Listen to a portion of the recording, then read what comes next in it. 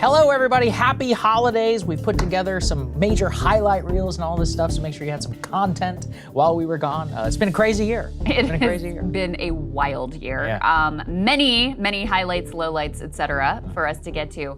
Certainly one of the most extraordinary timelines and events that unfolded and that we got to experience here live was the Biden debate, in which he was unable to articulate really a single coherent sentence and bragged about what we finally beat. Was it Medicare? We or beat Medicaid? Medicare, yeah. We beat Medicare. Good job, Joe Biden. Yeah, never forget. That led to a whole Democratic catastrophe and panic mode set in, and Nancy Pelosi makes her moves. Eventually he drops out.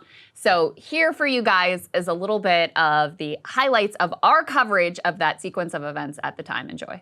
We're back, everybody, and we just witnessed a profound moment, I think, in American history. It was great. I feel great about the country. I don't know about you guys. That one's going down in the history books. I mean, the single takeaway, I wish we could sit here as people who like policy and who would like to get into the back and forth, and the profound truth is this: we just witnessed, I mean, one of the saddest political moments, like maybe the political death of Joe Biden, and the absolute just shocking nature of his appearance, of his delivery.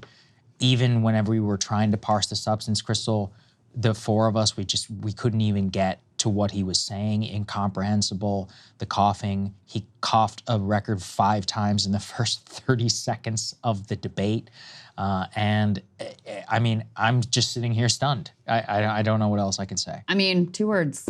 Elder abuse. Yeah. It was painful to watch. Yeah, like from the jump. It was painful. His voice, his face, his inability to maintain a single train of thought, it was horrendous. And like, I mean, Trump is all over the place and said all kinds of things that I can't stand and lies and doesn't answer the question, whatever.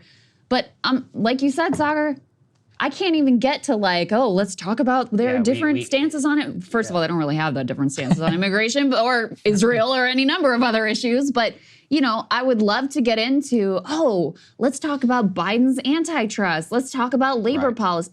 Right. No one who watched this debate is going to get past the fact that he was so much worse than I think we've been, expecting. We know that Biden is not where he was. We expected some problems in this debate. This was so far beyond what I anticipated. Yeah. I don't know what to say. Ryan? Yeah, it felt like he spent way too much time at Camp David rehearsing, practicing. With the statistics, did you notice the statistics, he had all these stats. And he had a couple of what you could tell were supposed to be one-liners, but he only got through like half the line. I think I saw him heading over our neighborhood around 4:30 or so. So like he just kind of got into town. If that was stepped off the plane and went straight there. Yeah. And he was just worn out, and his voice from the very beginning was awkward. So people are now like in the Democratic Party are thinking. It's funny. In the beginning of this, I said there are some decent number of grassroots Democrats who are kind of hoping that he has such a poor performance tonight that it just forces him off the ticket. That they have to pull him. Not because they don't like Biden, but because they want to beat Trump. So do you think this was that performance? It was that performance. If it was anything, it's this. I mean, that is the worst possible. That is the worst moment of his life. So we should note Emily will be joining us shortly. She's doing something else. We didn't kick Emily off the island. We love Emily. Yeah. She wanted me to share with you. Yeah. She also thought he looked old and terrible. Well, she said old as fuck. Let's be honest. Yeah. Let's actually repeat what she said. She said he's old as fuck, and she'll share more of her thoughts when she returns. I mean, listen, going into this, I was like, it's gonna be Biden. I thought anyone who thinks they're gonna pull him, you're delusional. Right. It's gonna be Joe Biden. Like, deal with it. We all need to live in the realm of reality. This is when it's hitting home. After this, I'm like, maybe. I'm very curious. Yeah. I shouldn't say this because it will incentivize people to switch over to the mainstream coverage. I am actually curious what they're saying on MSNBC and CNN. Because I know the Cope, somebody tweeted out like, I have 2 sources who say he has a cold. It's like, that doesn't come close to explaining So the Biden campaign, here? Krystal, has called every mainstream reporter in the country and has gotten them to run the reporter. 2 sources say he has a cold. And as I said, presumably when you have a cold, you take Sudafed or something with pseudoephedrine. We know what a cold looks like. That's what it doesn't look like your brain melting in real time, the okay? stone face, the open mouth gape. I mean, anybody who has an elderly person in their life has understood what we all just witnessed. It was horrifying, almost from the very beginning. And just to give people a taste, too, as you said, Krystal, too, of what the mainstream coverage was. Let's put F1, please, up on the screen, just to give people an idea of how such an unmitigated disaster. This is from the AP. The AP, the most middle-of-the-road mainstream. And this is what they put out on their newswire to their entire subscriber service. Quote, in the first half hour of the debate, a raspy Biden delivers rambling answers while Trump counters with energy and falsehoods. But even they have to say raspy Biden, rambling answers. And they even have to acknowledge Trump counters with energy. This is also where I have to eat my words. He does false. Okay, Yes, it's like it was politicians are falsehoods all the talking. way through. All right. And he's Trump. But he's Trump. But I will say this too, the rules unambiguously worked in the favor of Donald Trump. There's no question. I think that was one of the top 5 performances of his life because he just seemed like relatively normal. He had a few moments, you know, there's some stop the steal there at the end. People aren't gonna like that. Even on abortion, he was a little bit all over the place. But the whole point is we can't sit here and parse because the average person, and I want everybody at home to think about this, the average person in your life, your father, your sister, your cousin, the person who doesn't watch anything but they did watch this, what are they gonna take away? It ain't anything to do with late-term abortion. It is, oh my God, what is going on in front of us? Go ahead, Krystal. So Kyle texted me an update from MSNBC. Yeah. He says they're waving the towel. Nicole Wallace said people will be talking about whether he should be in the race. Wow. And so wow. The MSNBC folks are probably talking to some of the same people, types of people in Washington that I'm talking to. And yes, they're absolutely, completely panicked. Yeah. People who have been involved in politics for decades, who 2 hours ago were saying, put your big boy pants on. Like, he's the Stop nominee. wetting the bed. Stop wetting the bed, all this stuff. There's no mechanism. Some of them are still saying, look, these are the different paths. Okay. Some are saying, something's got to give. This is insane. Like, and these are very sober, centrist-minded, like Washington creatures. Some of them are saying something's got to give, and we've got to. From the control room, they're telling us that CNN has called his performance, quote, dismal. Griffin saying, quote, CNN saying it's Joe. I mean, this is just, it is unambiguous. And to a certain extent, I look, not so much of a victory lap. Krystal, how many, and Ryan too, how many recriminations have we all received over the last 5 years for pointing out? Apologies. I genuinely do want an apology. This was foisted upon the American people. And people in the White House, you should be ashamed of yourself. Jake Sullivan and all the other folks who see this stuff up close. We've been reporting it here day after day. G7 leaders, he's gotten worse. We have the public moments. But to see this up close, 90 minutes with no filter is insane. I mean, we're in 25th Amendment territory. Yeah. Is this man alive? Like, what the fuck is happening? So I want to hear what the other Washington. So you've got the one group that's one group is saying, this is crazy. This can't go on. It has to change. The other group is saying, no, there's no way to get him off. Yeah. But what we're going to do is we're going to focus on the House and Senate. Basically, just like give up. Yeah. That's the idea. Just give up. Hey, I thought this was the end of democracy. That always works. And make the argument for Biden that he has a very good staff. And that you want Democrats nominating the appointees, right. You want Democrats in control of these agencies. All right. And you're probably going to lose, but you can maybe win the House and Senate. Okay. Right? And we went into this. Wait, isn't there a third group? No, that's basically it. Okay. Okay, I got it. There's no just delusional. And he was great. No, there's none of that. I thought he was Zero. very strong. There's none of that. Okay. Absolutely zero. Got it. And before this, the normal Democratic Senate candidate, like a Tester or a Jackie Rosen or something, was running about 5 to 6 points ahead of Biden already, which showed you that there isn't, and Democrats are heartened by this in the sense that they're like, oh, look, the public likes Democrats. Right. They just don't like Biden. Yeah. But it's like, well, but Biden is your nominee. Right. So they already had a 5-point gap before this. That could widen to something 10, historic. 15, You've 20, never had a situation where the candidates are kind of pulling I mean, the House and Senate candidates are pulling the presidential Usually they ticket talk about along. coattails. It's coattails. Yeah. Right now, everyone is having to live in the reality of like, holy shit, that was bad. How long before the spin takes hold and it's like, well, Trump was lying and he said this bad thing and everyone's just not focused on the substance and Biden had a cold and seriously, how long before they can reconstruct all of the like artifice and Potemkin village of Biden competence that they had carefully constructed prior to this moment? I think they're making that decision right now. I think literally right now, they're scrambling to try to figure out if they can put the cat back into the bag. Because I think if Joe Biden says, no way, I'm in it, Jack, and I'm not going anywhere, Jack, then everyone will... The idea that you would... the idea that Jack... I was just... I had forgotten about this, but Megyn Kelly just showed this clip of Morning Joe saying, it was Mika saying, Marjorie Taylor Greene might as well just written this report on Biden's health. They said this just a few weeks ago. I mean, Wall Street Journal thing. Insane. Right. It's insane. And so the only reason that everyone is now expressing surprise is because they feel like they can't get away with their lie anymore because everybody saw it crumble on national television. But we all saw Joe Biden after the Her report come out and say, I have no memory problems at a press conference in which he had several lapses in his memory. Right. It was like clearly not okay. We've known he's not okay. So if he tells his inner circle, whose friends are all scattered across corporate media, that he's gonna do it, they'll find a way to make it work. Well, that I experience... don't know if that's true. That experience with that report is what made me question, because after that report came out, where he said basically like, I can't charge this guy. The jury's gonna be like, he's just a confused old man. How can, you know, you can't put this man in front of a jury and he can't even remember when he was vice president. That was part of it. Couldn't remember when his own son died, right? That was the type of memory lapses that he was reportedly having.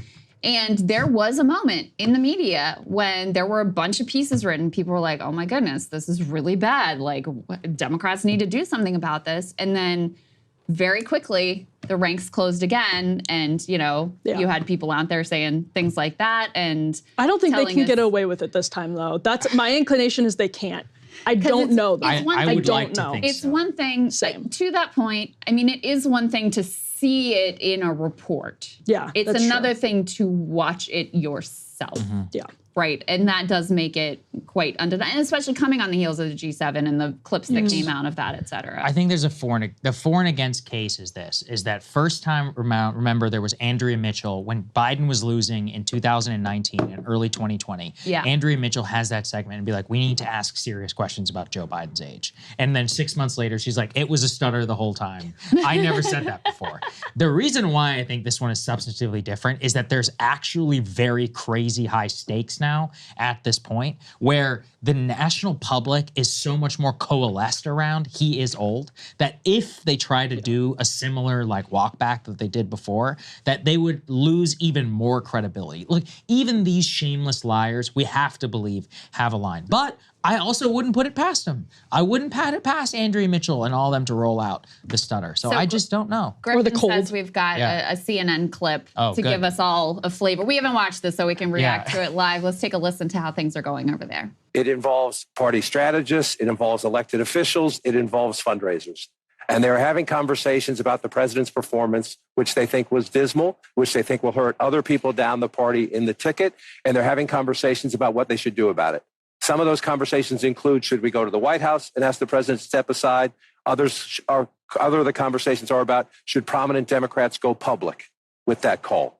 Because they feel this debate was so terrible. That's so, in Ryan, the first 10 minutes afterwards. Keep that in mind. That that is interesting because he raises a good point. Because again, we're not thinking about people doing the right thing for the country or whatever. That's not what we're talking about. We're talking about self-interested political actors who have their own careers and paychecks in mind. He's raising what I think is true, which is that yes, Democrats are going to outperform Biden, but if you have that weak of a candidate at the top of the ticket, it is going to drag down everybody's performance across the board. So if you're a Rosen in Nevada, if you're a Tester in Montana, you're trying to get reelected, you're any number of congressional candidates around the country, suddenly you're going, this is a real problem for me personally. They could also rationalize it though by saying, okay, if it looks this obvious that Trump is going to win, then somebody like a Tester or Rosen actually get benefits because from the voters who want to check on Trump because they think Trump, they kind of like Trump. They prefer Trump to Biden, but they don't want him to have full control of Congress either. So you can see the divided Congress. Yeah, the theory. old divided Congress. There is actually good evidence for that. Yeah. Ticket splitting is so rare. I mean, there is some ticket splitting.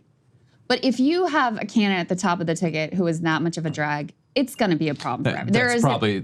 It's probably more of a drag. They're going to have to defend him. Then it is a benefit. Yeah. They will have to defend him every day at every state fair. They'll have to defend him. That's right. We have apparently we have a Joy-Ann Reid clip. We got to check in with Joy over at MSNBC from our producers. Let's go ahead and take a listen, guys. I too was on the phone throughout much of the debate with Obama world people, with Democrats, with people who are political operatives, with campaign operatives. My phone really never stopped buzzing throughout. And the universal reaction was somewhere approaching panic.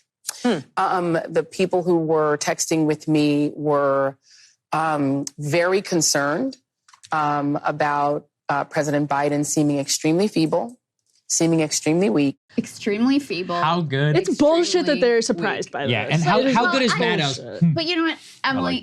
I mean, I am surprised by That's how true. bad it That's was. true. But not to that. But we don't and spend nobody time- but gaslit we're not- the American public. Yeah, We're not in Obama world, and we don't Yeah. spend time with the people who spend like time with him every day. Right. Yeah, but I mean, the level, because It was here's really the bad, thing. though, yes. I thought, listen, we saw the State of the Union. He was okay. Yeah, he was fine.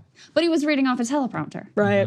When he has And he had the audience. and he had an audience. When he has to gather the words for himself, it's bad. And it was worse. I had low expectations. My expectations were on the floor. Yeah.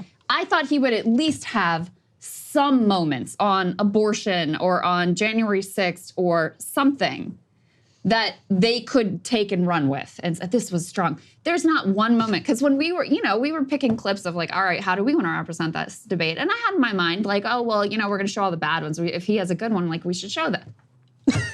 Yep. What am I going to show? Yep. There's nothing to show. Nothing. Zero. And Zero. there's His plenty of handicap?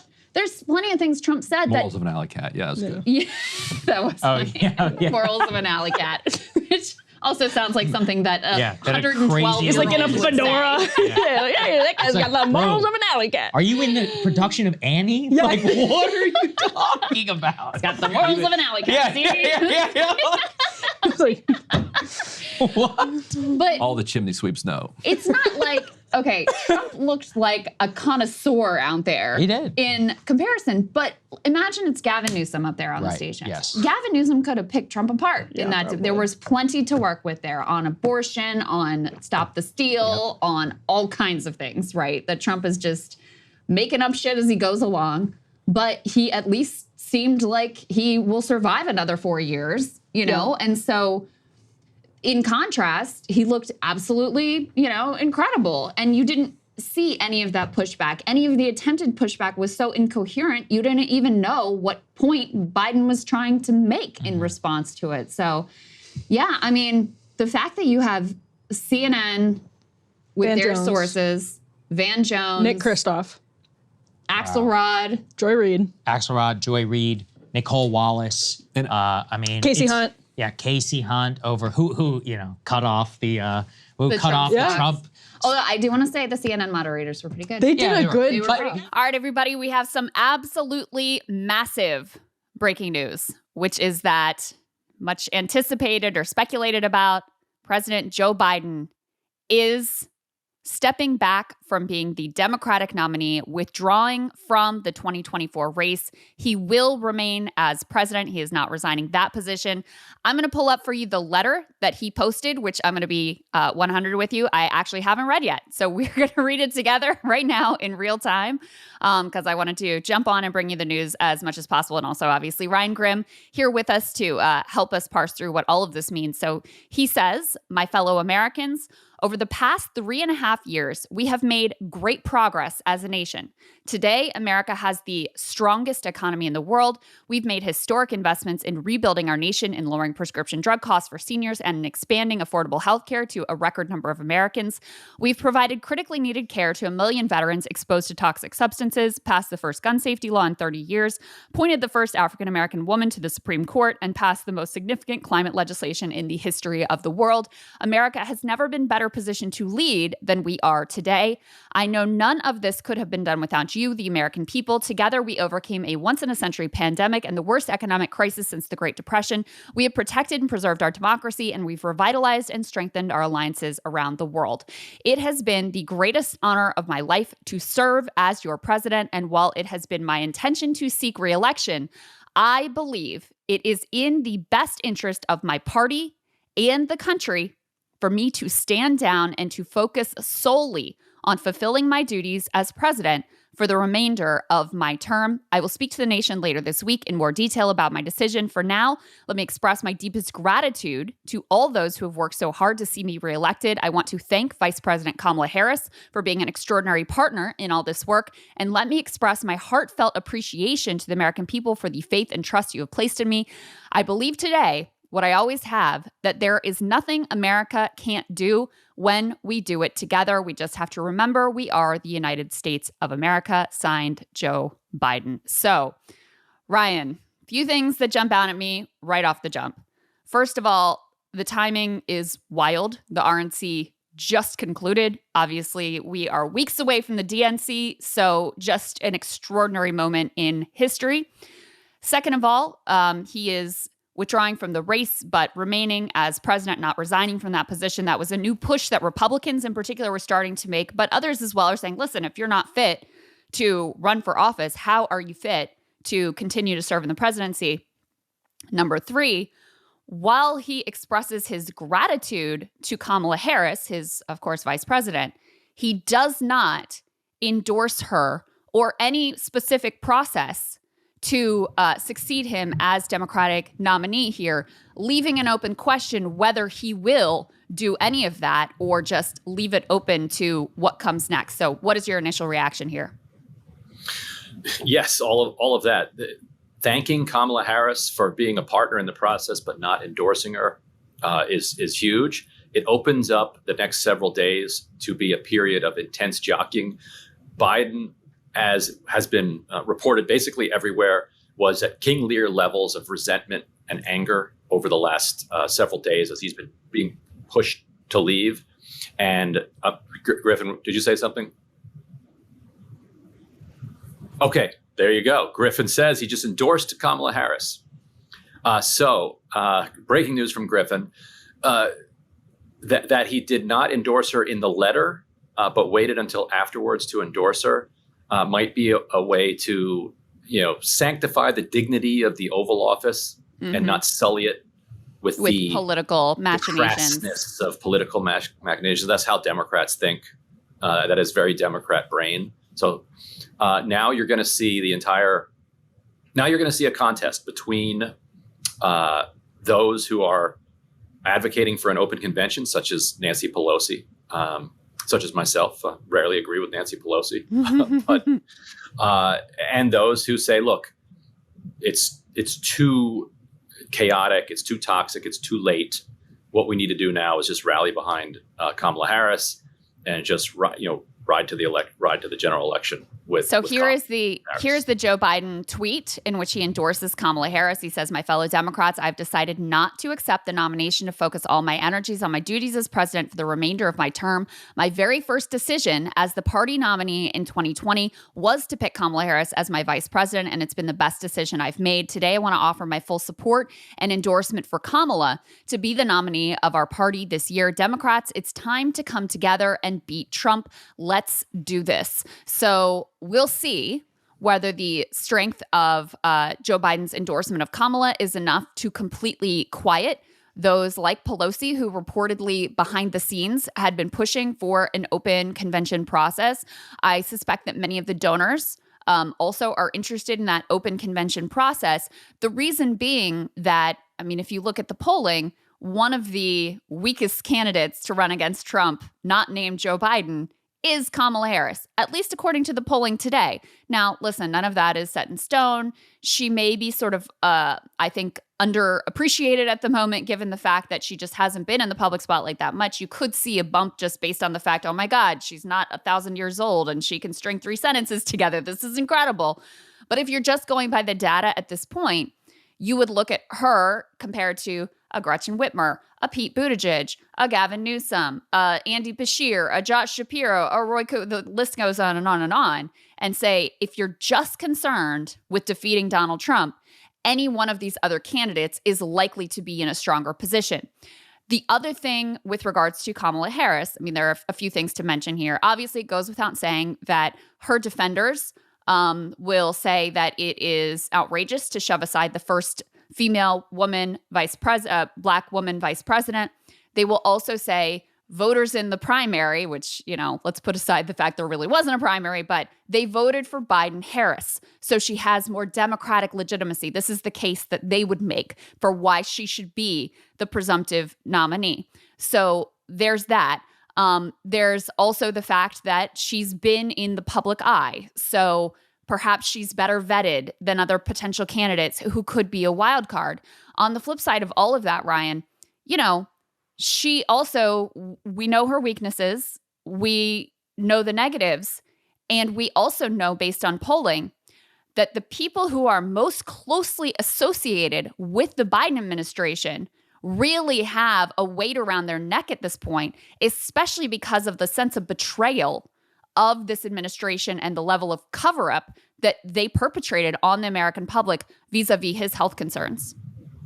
And I think the argument that she's been vetted is one of the flimsiest, and that she's been a national figure. It's true that she was vetted during the 2019-2020 campaign, and she absolutely withered under the heat of it. So it's not like she was vetted and then succeeded in even making it to Iowa. Like, she dropped out before Iowa because once national attention was on her, she crumbled. She was then picked by Biden, not, as he says, because he thinks she'd be a great president, but because that's what he wanted to add to the ticket for electoral purposes. There hasn't been a whole lot of focus on her, during the Biden-Harris administration, to the extent it was about her comment, "Do not come," about immigration, or her effort to do voting rights. She kept getting handed these really impossible tasks, which is often what presidents do. That's what Obama did to Joe Biden. The most scrutiny she got was over her massive staff turmoil. Now, journalistically, if Kamala Harris does win, it could be delightful for reporters because, the vice president's office has been toxic and chaotic and filled with leaks. Less so in the last, 6 months or so, but for most of the Biden administration, her office was just a disaster. Just with people rotating in and out constantly and then leaving and trashing the culture there, which is exactly what happened during the campaign. Remember, New York Times and Politico and others did the TikToks about her campaign, talking about how, what a train wreck the entire thing was. Now, the reason I think that you're not going to end up with an open convention is because people like Pelosi can manifest the possibility of it because they have enough power to do that, but they can't force anybody to run. And these centrist Democratic candidates are so cowardly and cynical and calculating that I hope I'm proven wrong here, I don't think any of them will even challenge Kamala Harris. My understanding is that they believe that because she has the establishment endorsements and she's the vice president, that she's very difficult to beat, that they will likely lose to her, that they would be seen as disloyal, and that Harris will lose in the general, and that they would be blamed for her loss, or the fact that they challenged her and lost would be considered their shot. Like, hey, you had your shot. You pulled your ticket. You got your order. Get in the back of the line. And so everybody's like, okay, let's let her lose. And then we will run in 2028, which of course flies in the face of all the Democratic arguments that they make that there won't be a 2028 election. It's like, wait a minute, which one is it here? So I want to come back to this, but I do want to back up for a second and just talk a little bit about Joe Biden's decision-making process and these extraordinary past several weeks. Obviously, this all began with that utterly disastrous debate performance, which, Ryan, I want to give you and I a little pat on the back, because in our pre-debate coverage, I don't know if you remember this, I think we both were saying that there is a possibility that he's so bad tonight that it is not recoverable. And I even said a bunch of Democrats were like secretly hoping that it would be such a disaster. Yeah. That's right. And that is what unfolds. Now, I didn't actually expect it to be that bad. I thought it would be bad, but in the way that exceeded our worst expectations. It did. I thought it would be bad in the way that he's normally bad, but it was, an extra special level of bad. And that has just sent the whole party into a total tailspin.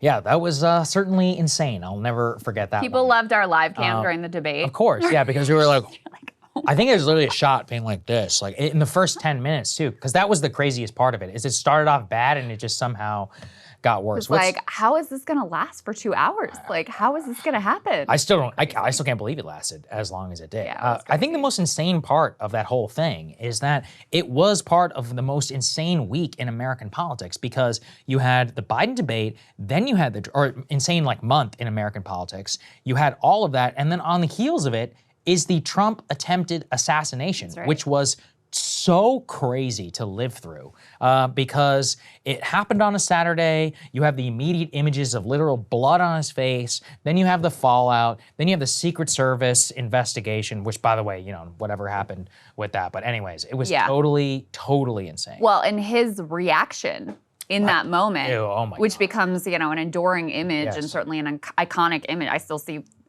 posters of it around my rural conservative community, et cetera. So just for you guys to recall, here was our immediate reaction at the time and some of our coverage of how that wild series of events all unfolded. We have full spectrum coverage here at Breaking Points this morning of the attempted assassination of Donald Trump at his rally in Butler, Pennsylvania on Saturday. We brought you 2 breaking news segments over the weekend, breaking some of that down, but we're going to go a full through the timeline of the events, some of the fallout, what we know about the shooter so far, the FBI investigation, President Biden's response. We'll then dissect exactly what we know about the Secret Service's colossal failure here in preventing this attempted assassination, some of the holes that have opened up, and some of the background also into the problems inside of this agency that are now glaringly revealed after this incident. We're going to talk a little bit about President Biden and his political future. His political future appears saved more so now by the attempted assassination, and some of the news coverage and some of the planning going on now behind the scenes by the Democratic Party, how they think that they can weather this and perhaps go all the way to Election Day without more calls from elected officials calling on Biden to drop out. We're going to give everybody a preview of the RNC, which of course kicks off today and will go all the way to Thursday. Some news about Donald Trump and the speech that he's given, and about also some changes that he's made to that speech in the wake of his shooting, how he's feeling exactly, and how this will change the presidential election race going into 2024. We'll finally end the segment on a funny note. Somebody who you saw very recently here on this program, the advisor to Democratic billionaire megadonor Reid Hoffman, has apparently been caught in the immediate aftermath of the shooting, who you saw in our Counterpoints debate against Cenk Uygur about Biden staying in the race. Well, he apparently was caught telling journalists in the hours after the attempted assassination that the entire thing was apparently staged. So a real view into the Democratic elite mind and some of the conspiracies that harbor there. As we said at the top, this is a full spectrum Breaking Points coverage. Thank you to everybody, our premium subscribers, who enable us to be able to put out that breaking news coverage and to continue doing the show here every day. Our own Emily Jashinsky is on the ground at the RNC, so throughout the week we'll check in with her about what's going on. She'll be doing interviews and other things. And then don't forget, we also, the entire crew, will be on the ground for the DNC, which is in August in Chicago. So thank you to all of our premium members. You're the guys who enable us to continue doing this work. Let's start with the attempted assassination on Donald Trump, and I'll try and just start at the very beginning of the incident. So let's go ahead and play some of the video here. This was in Butler, Pennsylvania, approximately 6:15 12:15 p.m. You saw Trump, he was in the middle of his speech, only 5 minutes or so. Immediately, you see shots begin to ring out and Secret Service agents who jump immediately on top of the president. The most striking things is that you can see the incredible confusion going on behind Donald Trump. And unfortunately, that heartbreaking scream that you hear in the background is people realizing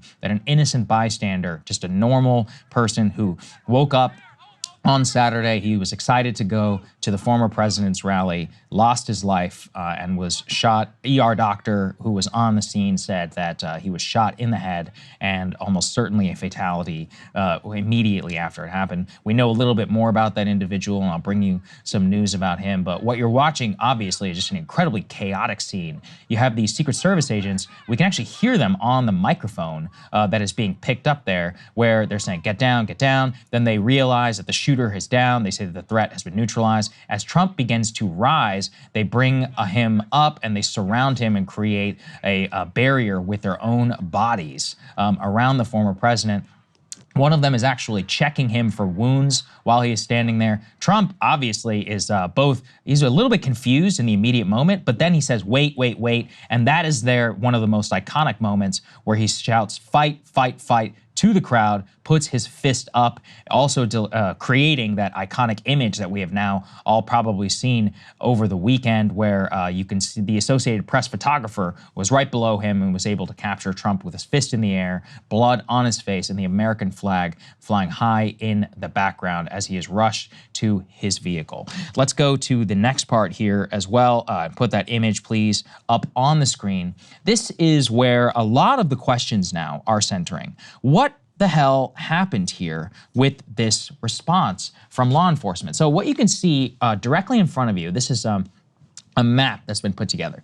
You can see the stage where Donald Trump was speaking in Butler, Pennsylvania. You can also see where the wounded rally attendee was sitting. You can see behind where the law enforcement counter snipers were positioned on the rooftop. There's been a lot of discussion around the actions of those counter snipers. But then over to the left on that building rooftop was the location of the gunman's body. So there's a lot of questions here about how exactly a gunman is able to walk on to a rooftop with a direct line of sight to former President Donald Trump. He's able not only to walk onto the rooftop, he's able to get into the prone firing position and then able to squeeze off some 7 to 8 shots at the former president. Let's go and put the next graphic up, please. That is also very helpful in kind of discovering what happened here. This shows you actually on the ground image and also realizes just how close that this individual was able to get. We're talking about 130 yards that this individual is able to get from the former president, and one of the most obvious and direct lines of sight. Now, there's big discussions here about the failures of the Secret Service, but I think that image actually puts everything together quite well. You could see exactly where the shooter was, you could see where the Secret Service snipers were, and you can also see where Donald Trump was there on the stage. And unfortunately, in the path of that assassin's bullet, an innocent bystander was hit in the head while he was covering his own family. Just absolutely tragic in the results that have happened here. What I think that this image underscores most for us is the failure and some shocking questions that now have to be asked of the Secret Service and how exactly they allowed something like this to happen. Everything that we're beginning to learn now behind the scenes points to absolutely colossal incompetence. All right, so elite media news. This is breaking just this morning. Just had to put it here in the show because it's delicious. Let's go ahead and put this up there on the screen. Report from CNN's Oliver Darcy. Morning Joe has been pulled from the air Monday because of the Trump shooting. MSNBC will not air Morning Joe, its, quote, celebrated politics roundtable, opting to instead air continued breaking news coverage of the attempted assassination. They confirmed this decision to preempt its influential and top-rated morning show Sunday evening after CNN reached out to them. The network said that the show will resume on Tuesday. The decision by MSNBC to leave one of its most recognizable programs on the sidelines amid a seismic politics news-driven news cycle with the RNC underway is going to raise eyebrows. Now listen to this, because this is the delicious part. A person familiar with the matter told CNN that the decision was made to avoid a scenario in which one of the show's stable of 24 guests might make an inappropriate comment on live television that could be used to assail the program and the network as a whole. Given the breaking news nature of the story, it made more sense to continue airing rolling breaking coverage and fraught political moment. Given the gravity and the complexity of the story, NBC and MSNBC have remained in rolling breaking coverage. As we continue, these networks will continue to cross simulcast, alternating between NBC News and MSNBC, so there is one feed covering the assassination and the alleged attempt. Now, there is a lot to be said about that. But for one of the bosses to say, we don't trust our own flagship anchors not to say something crazy is an insane thing to admit. Because what you're really saying is that we don't want the potential criticism of our flagship anchors in the time when it matters the most. So if that's true, then why should we want them on the air at all? If they can't be trusted in them, this is the thing too about news, and this is something I've learned a lot about doing this business. We do this show basically, all the time, every day, etc., and we're on call 24 hours. And most of the time, nothing that important is happening. Like, we're bringing the people the news, it's not earth-shattering. But one of the reasons that you have to do that is because this is all about trust. This is me coming to you. I mean, I've been doing this job almost 5 years now, that some of you have been sticking with us between rising and breaking points. You've been watching the show almost every single day. At this point, we have a relationship, right? And so because you stuck with us now through all the ups and downs, not just the big times, but in terms of inflation or, any times we pick random or fun stories or whatever, stuff that is going on. You know a little bit about me, and you have trust in me, and you have trust in Krystal, Ryan, and Emily, and everybody else here at the show about this type of the things that we have in place to both check ourselves, to check each other, to look about what's going on here with the news, to report it to you properly. And if you hear any opinions, especially in a fraught political moment, you're gonna know they're well considered, that we're coming at it from the long perspective, and you could bake that in. And in fact, I would say it's times like now, I'm not gonna say you need us the most, but it's times like now where we feel most gratified because you have the most amount of wanting to know what the hell is going on. And we feel very, very fortunate that you're willing to put your trust in us at that time. In the bad times, the good times, and also in the medium and the downtime. So whenever you take somebody off the air, in a breaking news situation, at a time when news consumption is near an all, I mean, I don't have the data yet. I'm willing to bet this is an all-time high for just the last couple of years. If we take somebody off and you say you don't trust them to cover it then, that's actually an admission you should never trust them at all. That's really what I know the most about having done this job now for quite some time.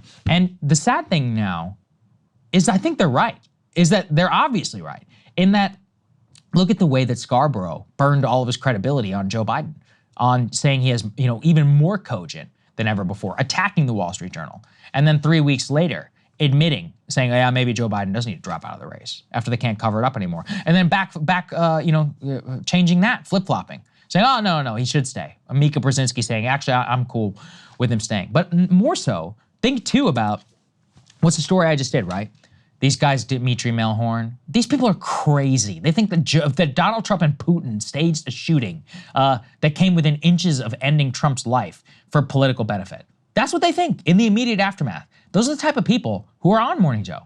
Remember Donnie Deutsch or whoever that guy is who claims that Trump is gonna come and kill him? They're nuts. Joy Reid, over at MSNBC, she's locked her entire Twitter feed after the attempted assassination. Why? What happened, Joy? What'd you tweet out there in the past that you're worried that people might come and look at? And I just think it's stunning. I mean, Lawrence Tribe, he's a lawyer. He's somebody who's been on Morning Joe, elite Democrat, propped up all throughout Russiagate. He literally tweeted out, "You reap what you sow," after the attempted assassination on Trump. Now, listen, I want to say this too, because this is important. A lot of people are out there talking about unity, et cetera, like, oh, we got to tone down the rhetoric. And I don't necessarily disagree with any of that. But a lot of people are also doing the same thing that Democrats and the media did against Sarah Palin in the aftermath of the Gabby Gifford shooting, where they're like, oh, you said, Biden said something like, we got to put Trump in the bullseye. It's like, guys, that's bullshit, all right? He wasn't targeting Trump for assassination. This is just normal political rhetoric. Now, should it be that way? I don't know, whatever. But I've seen plenty of Republicans do that too. And when Sarah Palin put out a map, which had a, quote, bullseye over Gabby Giffords and targeting her for political defeat, that was not legitimate to say that she was trying to incite assassination. We are allowed to criticize each other. We believe in free speech in this country, especially here on this show. And that's not necessarily the grounds. But what we do know with the MSNBC situation here and taking Morning Joe off the air is if they were to say something inappropriate like that, it's more that they don't have the wherewithal to even understand the moment that they are in. And I think this should be a lesson for everybody. And hopefully, maybe send this to your boomer MSNBC relatives, the people who put their trust. If their bosses can't trust them to maintain their composure, to meet the moment, to deliver information in a timely and a useful manner to their audience when it matters the most, why should you trust them to do it at any time? So that was a Trump assassination. Then shortly afterwards, I always say assassination. Attempt assassination. Then Biden drops out of the race, right? Then Kamala gets, jettisoned in. And then we have the 100 days, the craziest 100-day campaign in the history of modern American politics. Literally a recall to the days of the before times. No primary or any of the other stuff. A lot of speculation. Is this stuff going to work? How's this going to happen? Liz what does Cheney it look like? on the trail and Mark Cuban out there. All these and the theories debates of weird and exactly. J.D. Vance and the couch. Couch crisis. The cat lady psyop. That was a good one. Podcasting strategy, the Joe Rogan's interviews. Yes. So many questions, right? All of it, of course, culminates in election night, which, was wild to watch it all unfold. We, of course, were here at the desk covering it live with Orion and Emily. And then also, even after the election, some of the things we learned about the Kamala Harris campaign, which raised an extraordinary, record-breaking sum of money in this short, truncated period of time. And some of the things that they spent that money on was truly crazy. In fact, I'm still learning new details to this day about various celebrities that they threw hundreds, if not millions of dollars to out of these campaign funds. So here for you guys is a little bit of our immediate reaction and then some of the things we learned in the aftermath. Donald J. Trump officially declared the president-elect of the United States. He won the election last night. The AP called the race around 4 in the morning or so. He took to the stage roughly around 2:30 to declare victory in a speech. We have some of that speech. This is the correct one this time. Let's take a listen and let's cue it up and watch. Well, I want to thank you all very much. This is great. These are our friends. We have thousands of friends in this incredible movement. This was a movement like nobody's ever seen before. And frankly, this was, I believe, the greatest political movement of all time. There's never been anything like this in this country and maybe beyond. And now it's going to reach a new level of importance because we're going to help our country heal. We're going to help our country heal. We have a country that needs help, and it needs help very badly. We're going to fix our borders. We're going to fix everything about our country. And we made history for a reason tonight, and the reason is going to be just that. We overcame obstacles that nobody thought possible, and it is now clear that we've achieved the most incredible political thing. Look what happened. Is this crazy?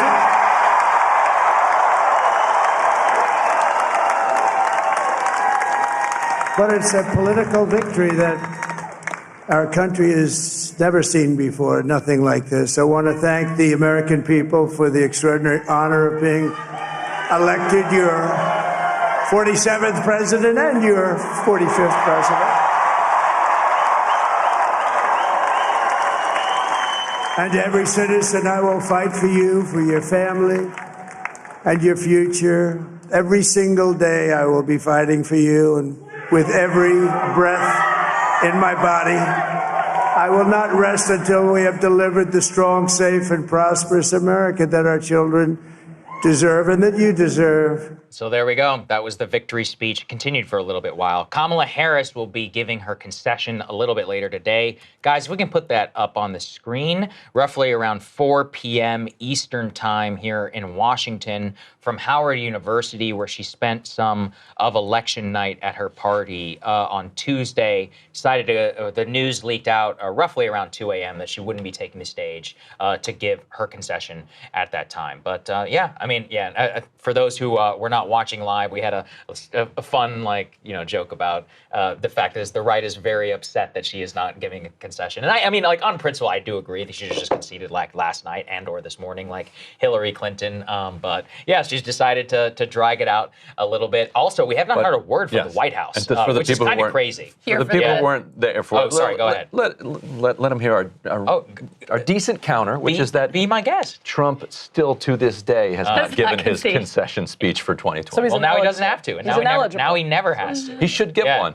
Huh? Now would be the time. What does he have to lose? He'll give his farewell speech. He should be like, you know what? I actually did lose in 2020. JK, guys. Yeah. Was just, what did he say? He was being sarcastic or something? He said he was being sarcastic. Yeah, because he did actually sort of kind of admit that he lost. And then when he got asked about it at the debate, he was like, I wasn't being for real. Correct. I was just joking about that. Now he could do the reverse and be like, that whole stop this deal stuff. I didn't mean it. Right. Anyway, it's over. No, but it's finally over. I will say this is legitimately a huge lingering question for the MAGA right, which poured millions of dollars. Everyone knows, I mean, if you were in the conservative space for the last couple of years, all the donor energy and money was behind election integrity. That's right. And they were yesterday, Donald Trump was saying, he was pointing to alleged irregularities all over the country. Yep, and so this is going to be a huge, huge question. Are they going to claim that the election integrity counter efforts worked?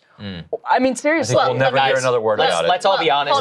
It's all fake. And it's just never going to happen. But this is actually a point I want to elaborate on because I was just on Piers Morgan with that guy Vinny from PPD. Okay. And he was saying all this, the number one priority in the Trump administration needs to be election integrity because the Democrats flew all these illegals into swing states, blah, blah, blah. And it's like, well, if they did that, why didn't it deliver for them? Like, what happened? They voted for Trump. Fell apart. They voted for Trump. I guess that's it. The Latino shift. Like, you ended up winning them, so I guess you're welcome. Anyway. So we do have an element that I think really hammers home just how titanic of an election this was. Let's go ahead and put the Financial Times chart, please, on the screen. It's in the rundown called the Red Wave chart. And basically, Donald Trump gained ground in all in 48 out of 50 states. Or Washington two holding states, strong. Utah and Washington, where he did not improve his performance from last time around. And if you look at the map, like coast to coast, yeah. I mean, it is just a sea. It's astounding. That Washington Post map we kept pulling up last night and referring to that shows the shifts in every county, it's like just a wash in red. And so it wasn't just, the biggest shifts were among some of the demographic groups we talked about, Absolutely. Latinos in particular. That's the big thing of the night. The bro Donald demographic Trump wins too. The Latino men. You know, young men, Gen X men actually were big, showed up big for Donald Trump as well. Gen X men, that sounds like a TV show. A really bad one. Yeah. Coming to TV land. But Reality you know, bites. the gains were almost across the board. Yeah, I mean, it was really basically every demographic. Yeah, and so it was shocking. It makes it very hard to, so we're going to react to some of the media stuff later, but it makes it very hard to be like, oh, it was, Arab Americans, it was this, it was that. It really was a sort of national movement, repudiation, which I think, also makes it more difficult for liberals and Democratic Party supporters in certain ways to deal with than 2016. Because 2016, absolutely. it was like, Comey, Russia, Wisconsin. sexism, she didn't go to Wisconsin, next time we'll get him. Yep. This time it's like, holy shit. Yep. Yeah. What now? We have our election guru, Logan, by the way. We're going to bring Logan in here now. Go ahead, Logan. I think you're right about that, Krystal. This is a tough day if you're a Democrat. But I also would say there's been like 5 times in the last 28 years where a party thought they were completely out after a bad election. From 1996 for Republicans to after 9/11 in 2004, Democrats thinking they were hopeless, Republicans feeling hopeless in 08. Like, we just go through this all the time, and I'm just starting the list, but I won't finish it, so I won't bore you. Well, no, you're not wrong that we should. This is not an obituary forever, but it is a near-term problem. Like, it's a big problem. Not only problem, it's a narrative buster in so many ways. Like, we have the Latino men who they went majority for Donald Trump. We had besides white suburban women who they bet the house on, who also went majority for Donald Trump. So we did see an overall increase in some of the female vote, but one of the things actually that was incorrect was this idea that the gender gap was going to be exclusive amongst Gen Z. It's not. It actually was just roughly around 20 points, which is normal. It was just up and down the chain all the way from senior men to senior women. Total mirror image. Absolutely. In terms of the retrospective too, it's really interesting, thinking about polls and modeling and kind of like what went wrong here. I haven't looked at the exact number, but I believe that the poll on average in the battleground states off by about 3.5% away from Donald Trump's direction. But really the big failure here, no offense, Logan, because it's not your fault, but it's everybody for all of the modelers was they simply had no idea how to facilitate a model where you had such major independent young voter, Latino voter, and even black male voters all breaking for Trump in a way that they have never voted before in modern history. At the same time, got to pay attention to the campaign that flopped big, and that was Kamala Harris. And it appears the biggest flop not only was just the vote total, but it actually was a lot of the money decisions that were made inside the campaign. So we have curated now a list. It appears that the Kamala Harris campaign, despite raising over $1 billion, still ended up some $20 million or so in debt, and is now currently fundraising, still asking people for money after she lost. Let's put this up there on the screen. So this is an example of one of the emails that she's been sending out now. She says, first and foremost, we want to acknowledge the fear, the confusion, the sadness many of you are feeling at this moment. For others, you may be looking for something meaningful and important to channel your emotions. If that's you, then we're asking you to make a donation to the Democratic Party today. Here's why this is important. As you read this, there are U.S. Senate and House races that are too close to call or within the margin of recounts. They all need your help to get across the finish line. So can you please rush a contribution to the Harris Fight Fund program today? Does anyone want to name like a high-profile race other than Pennsylvania that's not in recount territory? That's right. So this is a grift. Let's all be honest. Let's put this up there on the screen from Newsweek. It appears that there is significant amount of debt within the Harris-Walz campaign, enough so, possibly up to the sum of some $20 million. And people are starting to ask major questions about how some of that got spent. What we see actually, and very interestingly so far, is not only could she possibly, it appears there are reports out there that she's not able to pay some staff. The staffers came out and said it wasn't true. Okay, so the staffers came out and said this article actually debunks that thing. But the $20 million does seem to be correct. Yeah, the $20 million does seem to be correct. And that's a lot of money. And so we should start to take a look then at where some of that money went. And the craziest is this. This is hands down the craziest. Let's put the next one, please, from the New York Post. The Harris campaign reportedly spent some $6 figures on the Call Her Daddy podcast set. So as they say, it didn't even crack 1 million views. But what's fascinating is that, Call Her Daddy, as I understand it, Alex Cooper, all of this, she has a home, she has a set, like she films it, normally. But for some reason, this set, the one that people are in front of, which frankly doesn't even look that good, doesn't even look as good as our set. And from what I can tell in the dollar figure, Krystal, I think they spent more money on it. More for a one single episode. Appearance. Honestly, a single appearance. Insane. That is astounding. It's like this one expenditure obviously is not responsible for the Harris law, but it really displays a stunning lack of understanding of what matters in the new media space too. Like, no one is showing up for your friggin' aesthetics. Yes. It's nice. We have a great set. We're proud of it. We're proud that you guys helped us build it. It looks great. It helps us attract bigger guests, whatever. Especially on a podcast like Call Her Daddy, the aesthetics are really not the important part. So it just also displays this lack of really understanding of the space. But the other thing that disgusts me with this is, Kamala had her big money backers, no doubt about it. A lot of these donations didn't come from big money backers. They came from regular people. You wasted their money to pay Oprah $1 million.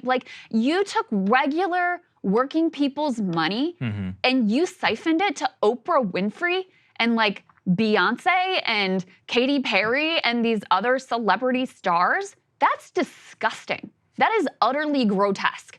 It's one more reason why you really should have public funding of elections. It should not be this constant emotional manipulation of the public begging them for dollars to go fund another, like an Oprah Winfrey show and a Beyonce speech where she doesn't even perform. The whole situation is completely grotesque to me.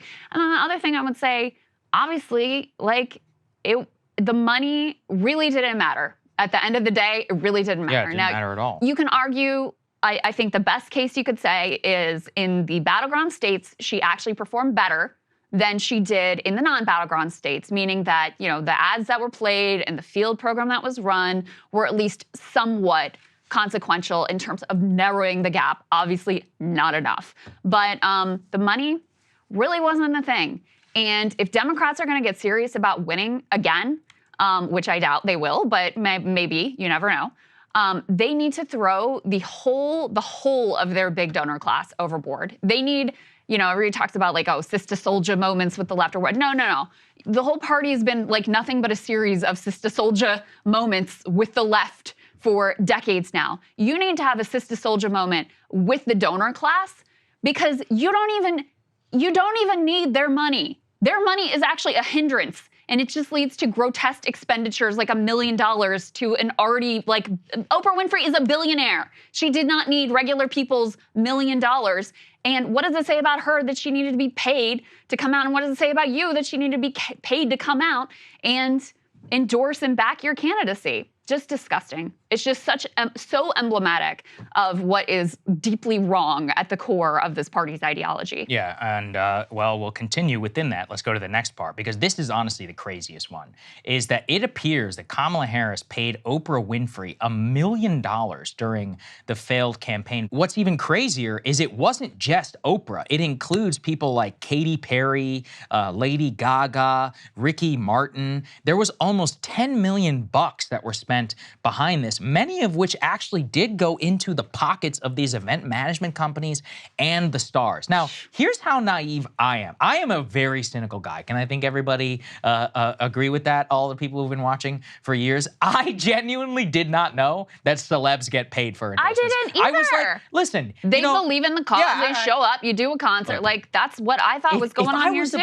If I was a billionaire and I was Oprah, right? You know, like it's one thing. Like, okay, you donate money to the campaign. If anything, it should be the other way, right? Of course. You should be giving money to the campaign because they're like, look, she's something I believe in, all of this. Oh, all you want is my time. I'm famous. You want me to come and speak? Okay, cool. Yeah, I could do that. Yeah, honestly, I would do that now. You know, if I was in a position of where, but to shake you down for $1 million, that's crazy. Insane. And then Katy Perry, apparently they also had to drop, I can't, it's Alanis Morissette, right? Alanis Morissette. I don't know how to say her name. Alanis. Sorry, I'm a boomer. I don't even know who this lady is. That's the opposite of being a boomer. Okay. I'm old enough to remember when she was cool. Okay, got it. So I don't even know who this woman is, but whoever she is, they didn't have the money to pay her. And I was like, wait, why? Like, why is she getting paid? She should just show up. It's like, you don't need to be compensated for your time. Like, to me, that's crazy. So anyways, I don't know how all that is going down, but yeah, that was the wildest one. There's one more too that we can put up on the screen. They spent $500,000 a day to pay for the like Vegas Sphere thing, which is like, who did this persuade? Like, really, who did this persuade? And I saw someone who said, you know, this is the perfect emblem of a campaign that had all the money in the world and no ideas. And, you know, that's basically it. Summed up right there. All the money in the world, but just like with Hillary in 2016, who also outspent Donald Trump, it doesn't matter if you aren't selling something that people don't want to buy. And Trump's campaign fundamentally understood the media landscape vastly better than the Harris campaign did. So obviously that was crazy, that was the fallout, but really going back to this, before that, we not only had to cover so much election stuff from 2024 onwards, even though we expected that to be the major story, but we came into it obviously with a lot of foreign policy news. Israel dominated a lot of the foreign policy conversation, especially in the early 2024, because it was in the immediate aftermath of October 7th and the initial days of the war. So there were a lot of takes, things that were flying around. The debate got wild, it got pretty crazy. Yeah. Here, not necessarily at the desk, I would say more in the country in terms of how things got to. A lot of dual loyalties, other things were exposed. So So yeah, it got interesting. Yeah, for sure. And both of us made a few attempts to branch out from just this, at times ill-advised attempts to branch out to other shows and podcasts. I was on Piers Morgan, had some interesting experiences there, going up against some former IDF dude. I also was on, remember when I was on with that lady who claimed she had her eye stabbed at a... Oh yeah, it was total fake. Which turned out to be totally fake. Insanity. And there were a lot of cultural figures that reacted in extraordinary ways to the events post October 7th. And obviously this was an incredibly significant foreign policy story about the nature of humanity and our commitment to humanity, story of the world superpower just greenlighting unimaginable atrocities. And it also ended up being an election story as well, since this became an important part of the disaffection with the Democratic Party and with Kamala Harris in particular. But in any case, we've pulled a few clips of some of the things that you guys really responded to from our coverage, talking specifically about some of the cultural figures and their reactions. So let's take a listen to that, starting with one of those Piers Morgan appearances from me.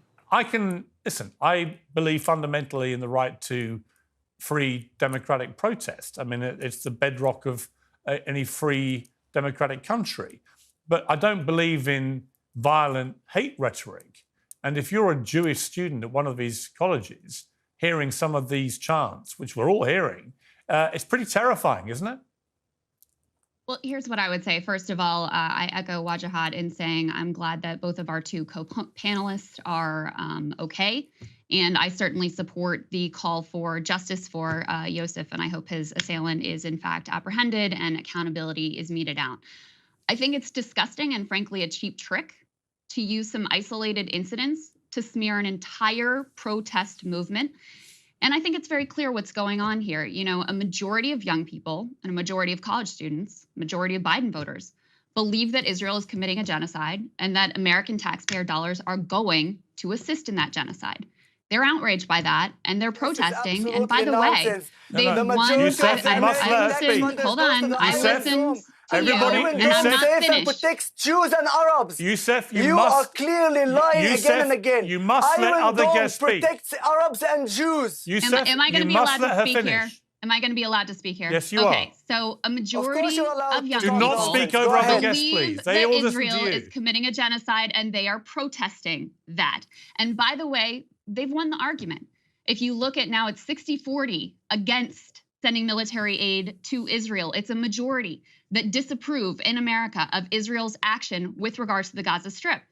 So it's a cheap trick as old as time. Use a few isolated incidents to try to smear an entire movement, which has the benefit, number one, of attempting to delegitimize it, and number two, of distracting from the continued atrocities which are unfolding at the hands of the IDF in the Gaza Strip. So this is, listen, I condemn anti-Semitism. I certainly condemn violence. But let's be serious about who the villains are right now. Would you agree that Hamas are villains? The villains are the terrorist organization Hamas. Hang on, I'm asking a question. Would you agree Yes, of course. that Hamas are villains? Terrorists. And so is the Israeli government, given the number of civilians that they have intentionally targeted and killed, including targeting with a complete siege, which has triggered a famine. So first of all, intifada means uprising from the river to the sea. Somehow when it's, Benjamin Netanyahu using that phraseology or holding up a map that literally shows Israel from the river to the sea with no Palestinians. Somehow that's fine. Question. Can you please, dude, just for a second, what do you mean intifada means uprising? Have you seen intifada, first intifada? Have you seen the second intifada? You don't know anything. You are not from the Middle East. Israel's assault on Gaza continues endlessly, seemingly no end in sight. The U.S. limply looks on, makes some meaningless, disgruntled noises from time to time, some superpower we are. The ICJ ordered Israel to stop its genocidal attacks, to no avail. The ICC's threatened arrest warrants, well, they have failed to materialize as of yet, and we all wait with bated breath to see if Iran's retaliation in response to Israel's provocation will plunge the whole region into an even bigger and much more deadly war. It often feels like the Israeli state can just act with impunity, raining terror down on a trapped population with no one and nothing able or willing to stop them. But just below the surface, a doom spiral for the Israeli state may already have been set into motion, a mounting economic calamity that threatens to collapse the state entirely. The BDS movement, in their wildest dreams, could never have imagined the economic toll that the Israeli state is basically inflicting on itself right now as we speak. So here are the details. Mondo Weiss compiled what data is available on the Israeli economy, and the picture is really quite dire. Quote, over 46,000 businesses have gone bankrupt, tourism has stopped, Israel's credit rating was lowered, Israeli bonds are sold at the prices of almost junk bond levels, and the foreign investments that have already dropped by 60% in the first quarter of 2023 as a result of the policies of Israel's far-right government before October 7th show no prospects of recovery. The majority of the money invested in Israeli investment funds was diverted to investments abroad because Israelis do not want their own pension funds and insurance funds or their own savings to be tied to the fate of the state of Israel. Now, those business closures, they may actually just be the beginning. An estimate cited by the Times of Israel found that up to 60,000 businesses might close before 2024 is over. This is a greater impact than the COVID pandemic shutdown and would only be exacerbated by an expanded war with Hezbollah and with Iran, the impacts of which, frankly, would be unfathomable. Just think about the realities right now, though, for the Israeli economy. Israeli workers have been called up to participate in the Gaza annihilation, undercutting the country's much celebrated tech sector. Another key sector, tourism, has completely dried up. Construction is at a standstill because the Palestinians that Israel relies on as cheap labor force have been banned from coming to work outside of the occupied territories. Israeli attempts to import foreign workers as a new source of cheap labor have been largely unsuccessful. Turkey has announced a ban on exports to Israel, further crippling the construction industry. And efforts to import from other nations are hampered by the efforts of the Houthis to block shipping into Israeli ports.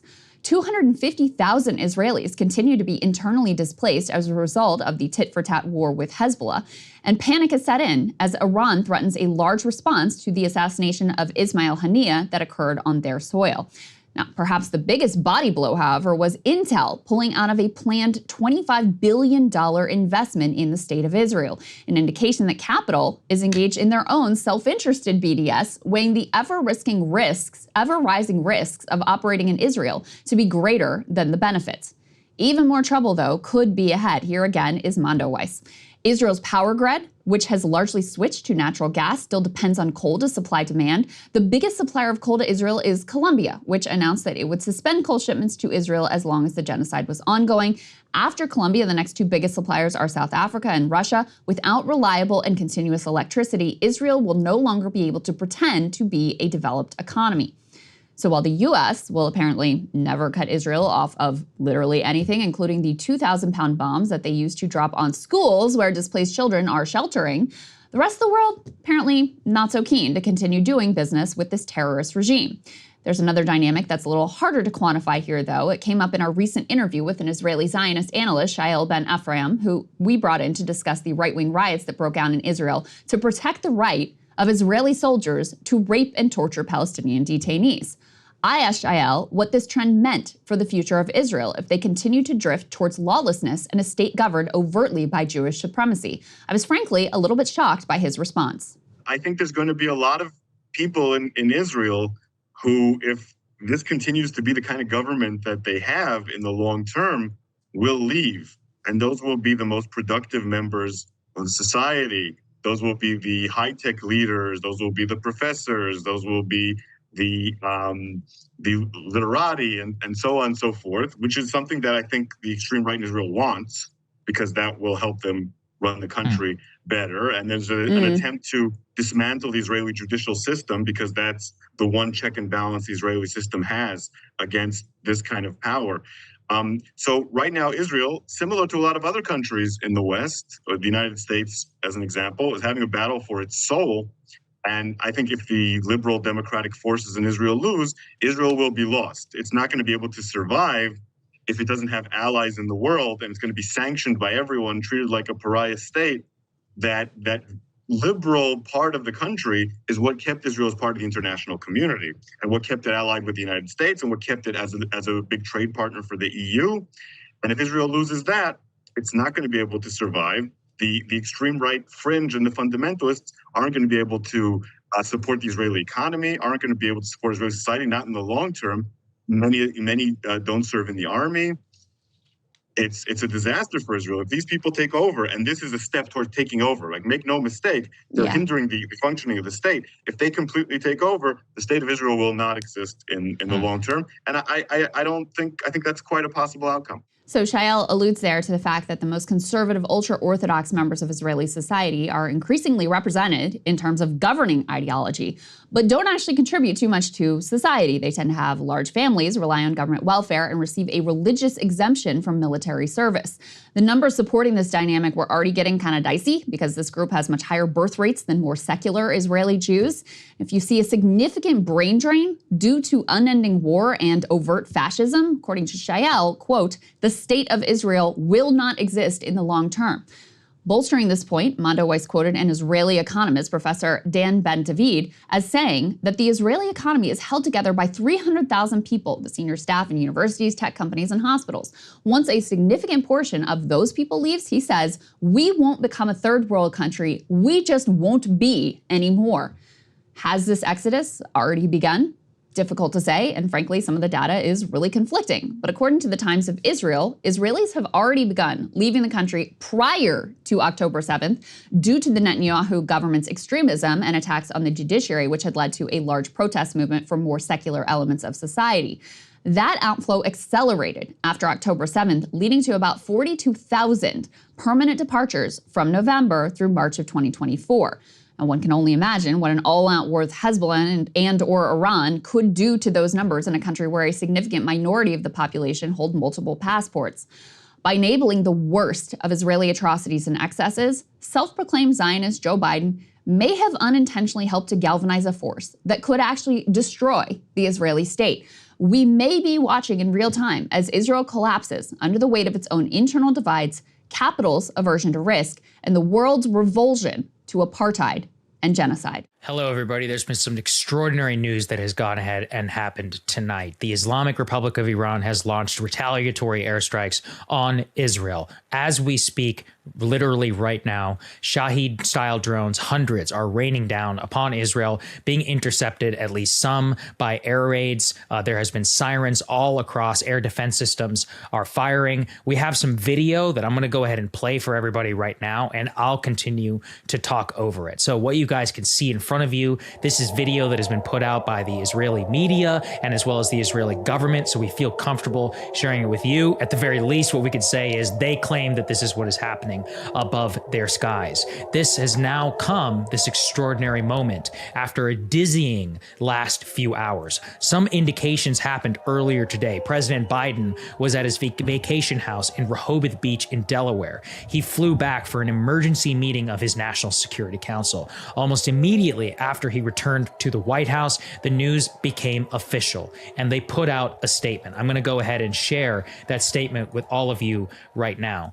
Here's what we had, and this was given to us a few hours ago from the White House. They say Iran has begun an airborne attack against Israel. President Biden is being regularly updated on the situation. Here's the key line. President Biden has been clear. Our support for Israel's security is ironclad. The United States will stand with the people of Israel and will support their defense against these threats from Iran. What is very also important that everybody takes into mind here is this, that I'm going to go ahead and show everyone. The United States actually is engaging in shooting down some of these drones over either Iraqi or Syrian or Jordanian airspace. Here is the key message. This is from a U.S. defense official. In accordance with our ironclad commitment to Israel's security, U.S. forces in the region continue to shoot down Iranian-launched drones targeting Israel. Our forces remain postured to provide additional defensive support and to protect U.S. forces operating in the region. So there you have it. The United States is now officially engaged on Israel's behalf, shooting down these drones. Not the first time, remember, that we fired against Houthi ballistic missiles, which were headed towards Israel, but extraordinary nonetheless, because the U.S. has now officially entered this war in terms of Israel's defense. The big question is what is going to happen next. Now, what is very important for everybody to know is that this message that came out from the Iranians that actually happened after the strikes became official. So I have it here in front of me. This is from the Permanent Mission of Iran to the United Nations. Here's what they say. Iran's military action was in response to the Zionist regime's aggression against our diplomatic premises in Damascus. This matter can now deemed concluded. Let's spend some time on that. That's very important.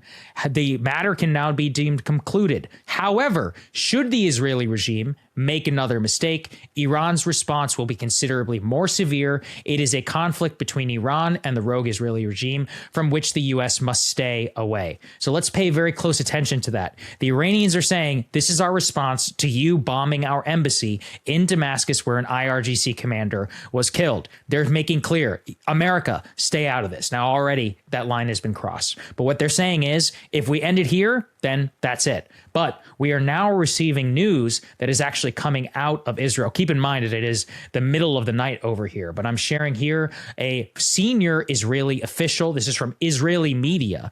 They are saying from a senior Israeli official, pledging an unprecedented response to Iran's attack and urges Israelis not to go to bed due to what is coming Iran's way. So this is a very, very dangerous moment for the world, everybody. I mean, just to do a little bit of analysis here, the Iranian response clearly was calibrated to give a ton of heads up to the U.S. and to Israel. It took hours for those drones to fly.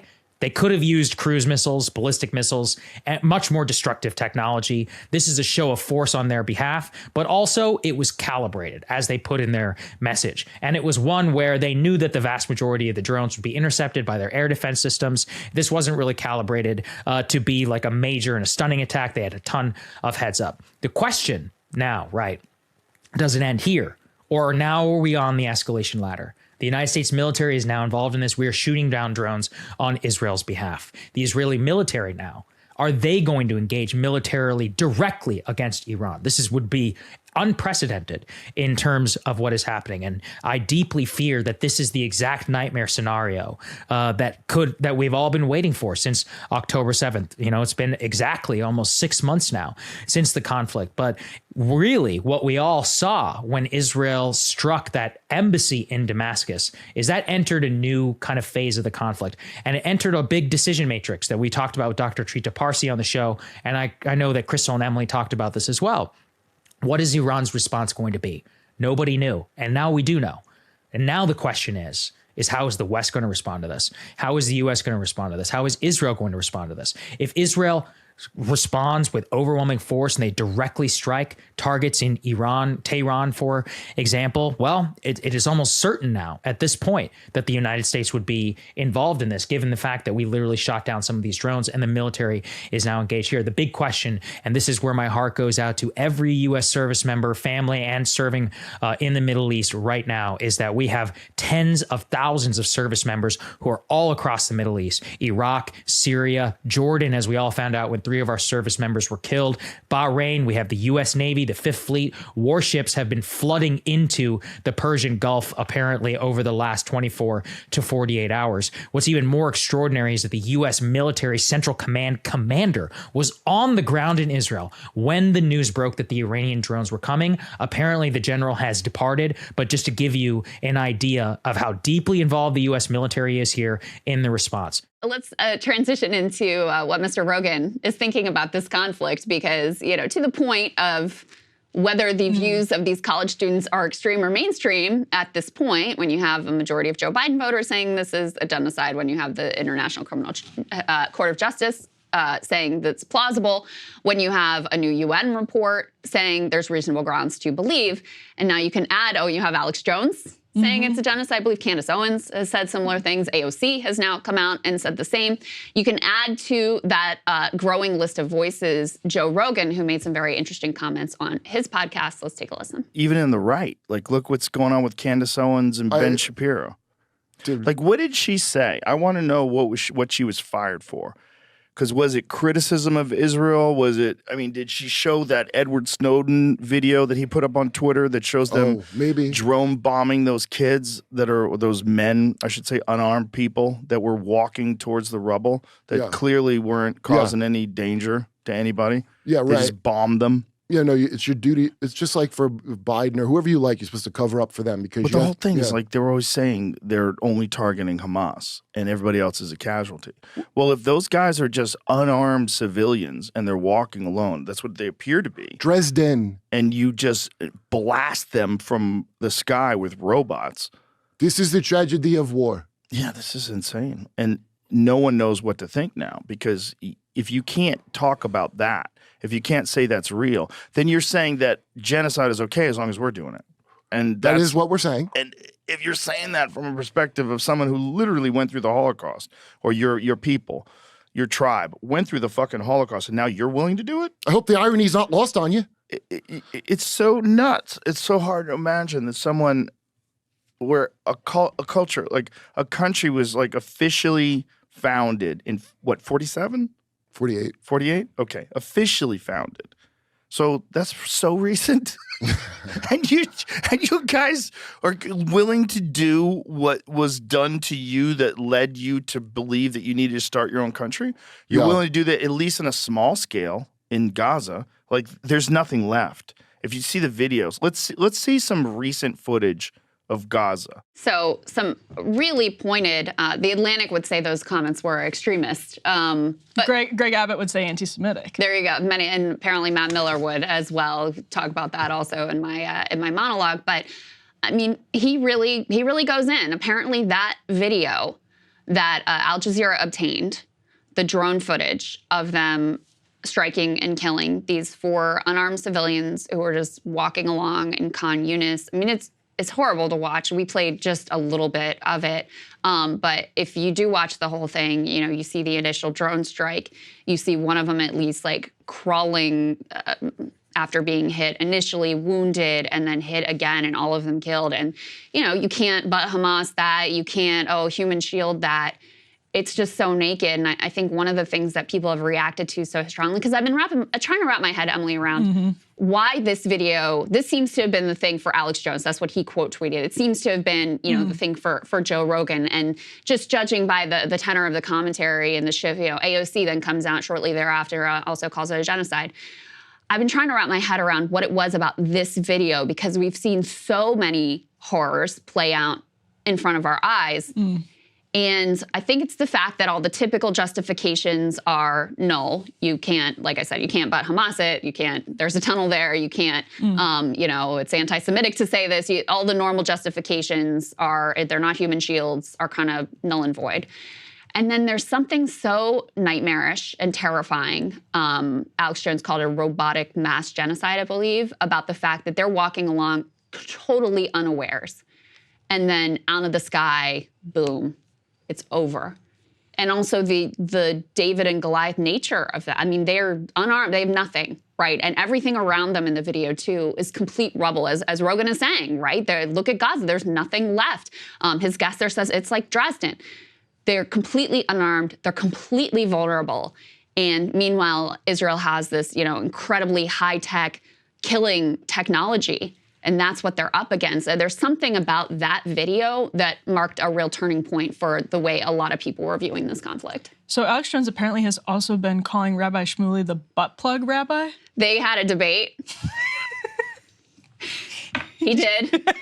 Yes, he did. Okay, good. Interesting enough.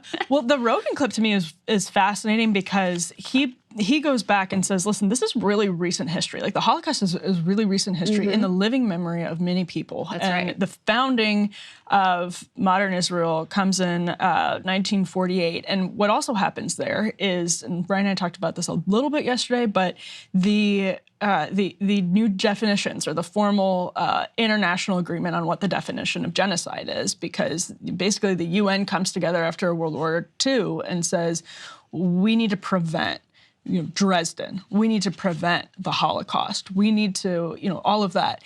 And that living memory is also why, you see Netanyahu and other leaders in Israel, and even, by the way, some well-intentioned liberal Israelis feel the need to turn Gaza into a, quote, parking lot because those threats remain so ingrained in the minds. And that's what Rogan is reacting to and saying it's strange. it's a strange like dissonance between, you know, saying we want to prevent another Holocaust and then seeing the destruction of Gaza and calling for the destruction of Gaza, calling for it in the name of stopping another Holocaust to be turned into a parking lot. And I understand, you know, why that hits home with people like Joe Rogan. I completely understand the perspective of being grossed out by the drone attacks and the sort of like this is a different kind, like since World War II, this is a new kind of conflict. And I don't think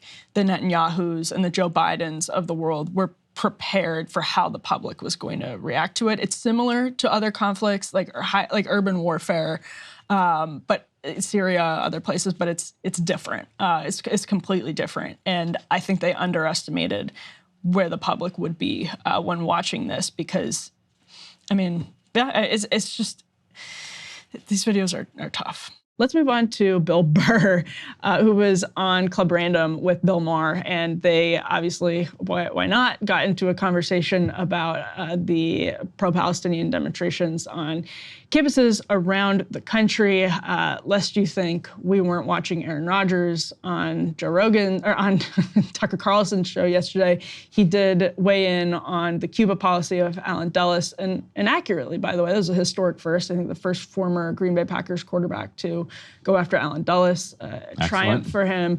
So the podcast universe is thriving, and Bill Burr is a part of that wonderful ecosystem. And Bill Maher, this went pretty viral. I think got kind of owned by Bill Burr here. Let's take a watch. You don't realize that college campuses erupted with the kids demonstrating for Hamas? They are in with the terrorists. They were for the Palestinians. Well, it's sort of the same cause. Why, are you? I'm on the side of the kids. Yeah, that's easy to say. You know, no one wants to see kids dead. This is a war. That was very brave of you to say that. This is a war. No, I'm the one who's actually brave on this. Pat yourself on the back. It's easy to say I'm for the kids. Who's not for the kids? Well, it comes down to real hard-nosed decisions. Like a country. Stop talking like you're a general. A country got attacked. Israel got attacked. I'm not saying that they didn't have a right to go back. I'm just sitting there going like, how do I look at We're the only country in the world that they get attacked, and then as soon as they counterattack, it's like, well, we got to stop this shit now. Don't attack them. There's a very simple solution to all this problem in the Middle East. Stop attacking Israel. Hey, you Stop just solved attacking it. Israel. You just solved it. I actually did. There you go. That's fantastic. Anyway. All right. We don't need to get onto that. Let's go to Russia and the Ukraine. How do you solve that one, Bill? Let me hear your hard-nosed decision about that. Well, let me ask you a question. How is war still legal? With all this shit that's been canceled. Legal. Why is that still fucking legal? Would you like a real answer to that? Because for something to be illegal, you have to have the capacity to enforce it. And you can't enforce against war, or else you have to go to war with the country that's going to war. And we don't want to go to war with Russia over Ukraine. What would be the sense of making it illegal? Oh, that's really going to stop Putin. No. To stop people from going to war, you have to also put boots. You can't sit down and talk it out. Why can't Putin do a podcast with the head guy? Like, you just solved the Middle East on a podcast. Why can't they solve what they're doing on a podcast? This is why this is not your thing. Make some hard-nosed decisions. It's not your thing. It's what you... It is my thing. It isn't your thing. This is not your thing. You're like that guy that has a fantasy football team and thinks he's a fucking GM. No. That's exactly what it is. Like, why am I fucking listening to you like you've done something? What have you done in Washington? Nothing. That is a great point. Bill Maher saying, really this brutal. is my thing. That's your thing. You're just getting high, like mouthing off. I was going to say, yes, which is really your thing. But it would be like me saying that I'm some expert on this. It's absolutely ridiculous. I mean, you regularly have covered that. You've been there. You've interviewed people. It qualifies. Yeah. But I feel like Bill Maher here really has celebrity syndrome, where he doesn't realize how poorly he's coming across when he's sort of in this very patronizing way, like verbally patting Bill Burr on the head and saying, I got this, don't worry about it, my thing, your opinion counts as less because I'm a talk show host. There was an interesting window into Bill Maher's mind for a moment there, where Bill Burr says, I'm with the kids. Bill Maher had just said the kids are supporting, Hamas or whatever. Right. And they're protesting. Bill Burr was referring to the college kids. Yeah. Because Bill Maher had just said the kids. Right.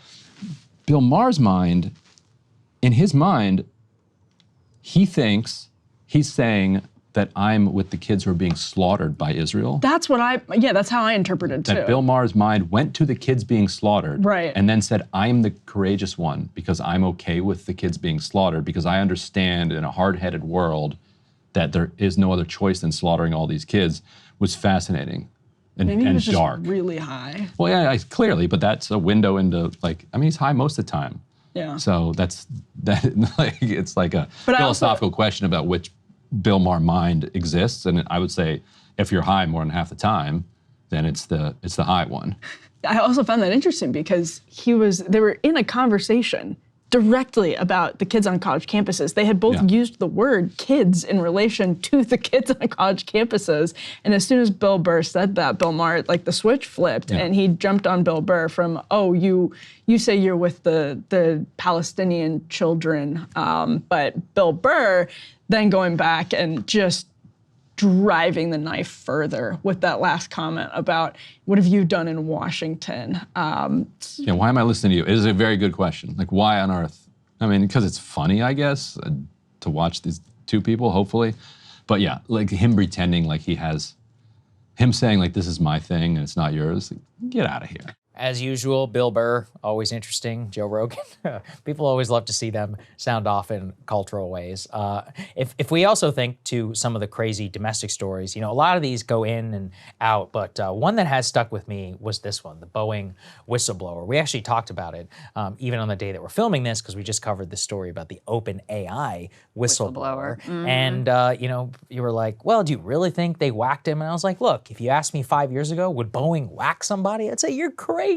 But nowadays, I'm like, well, look at the body of evidence. Look at where things are for, in terms of what the stakes are, the billions of dollars at stake, and all these other things. So my mind is much more open than it used to be. For the lawyers out there, yes. Boeing denies all wrongdoing, as does OpenAI, I'm sure. Pure speculation on my part. It is crazy, though, because the public basically just generally accepted Boeing killed these people. Yeah. And there were two whistleblowers. There were a lot of people who think that. Many people think that. And again, for the lawyers, Boeing denies responsibility, but many people believe that. And it's crazy that we live in a society where that just happens and it's corporate assassination, corporations killing people are inconvenient, maybe a thing. All right, I guess we're going to go on about our business. So I do think it was quite an extraordinary moment, one that certainly you all, were quite interested in, quite disturbed by. And so here was a little bit of our coverage as we were uncovering those details. Been wanting to cover this story for quite some time, and then some shocking news broke yesterday. Let's put this up there on the screen. A Boeing whistleblower was actually found dead here in the United States in what is being claimed is an apparent suicide. John Barnett, he had previously worked for Boeing for 32 years. He retired in 2017, and since then has spent his life being a whistleblower against the Boeing Corporation. In fact, in the days before his death, he was giving evidence in this lawsuit against the company.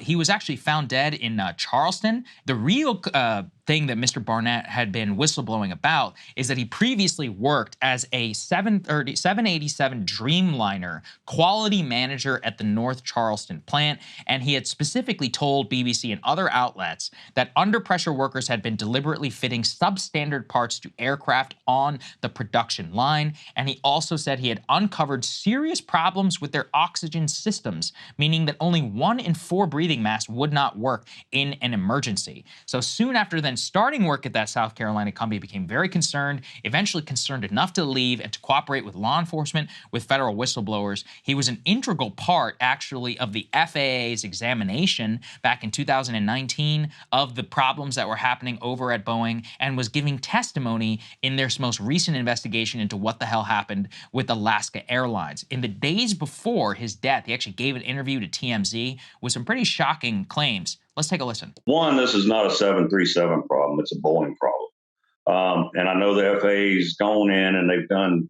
due diligence and inspections to assure that the door plugs of the 737 are installed properly and the fasteners are torqued properly. But my concern is, what's the rest of the airplane? What's the rest of the condition of the airplane?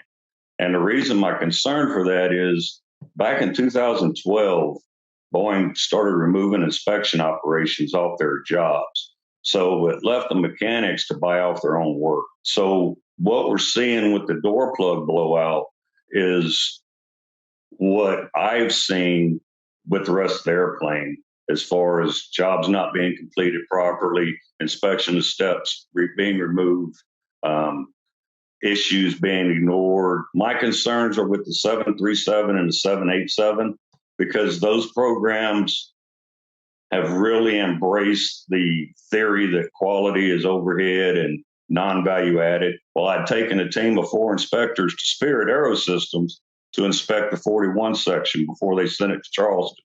And we found 300 defects. Some of them were significant that needed engineering intervention. When I returned to Charleston, my senior manager told me that we had found too many defects and he was going to take the next trip. So the next trip he went on, he took 2 of my inspectors.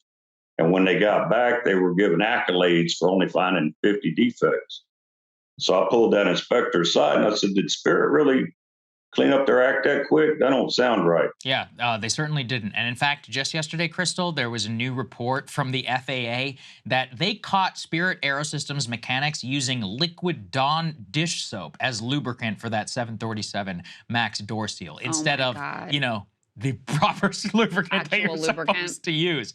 That's how they're cutting costs over there in Boeing, and that's why, I mean, there's been a lot of suspicion around Mr. Barnett's death, because you can see he was pulling no punches, and this is potentially a catastrophic event for Boeing. Boeing is the most important aviation company in the United States, arguably in all of the West, huge military supply contractor, etc. They are now facing a Justice Department investigation, criminal investigation. That's right. In this matter, and you know, Alaska really took the wool, I think, out of everybody's eyes on what's going on with this company and how deep the rot really goes inside. Yeah, that's right. There's also news this morning that a 6-week audit by the FAA of Boeing's production of the 737 MAX jet found dozens of problems throughout the manufacturing process, according to a slide presentation that the New York Times was able to review.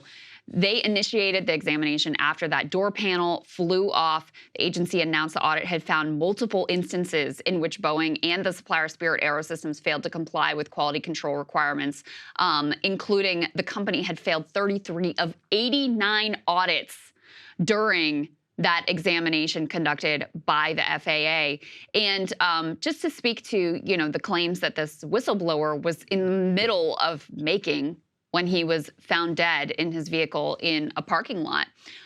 Some of these claims had really been backed up by evidence. According to the BBC, Boeing, of course, denied all his assertions. We should put that out there. But in 2017, they did a review by the FAA, and it did uphold some of his concerns. It established the location of at least 53 non-conforming parts in the factory was unknown and were considered lost. Boeing was ordered to take remedial action. That's relevant because he had said that they were pulling parts out of the scrap heap that had been rejected as non-conforming and using them to save time and cut costs, et cetera. So the fact that these non-conforming parts were missing were indicative of, you know, his story being accurate.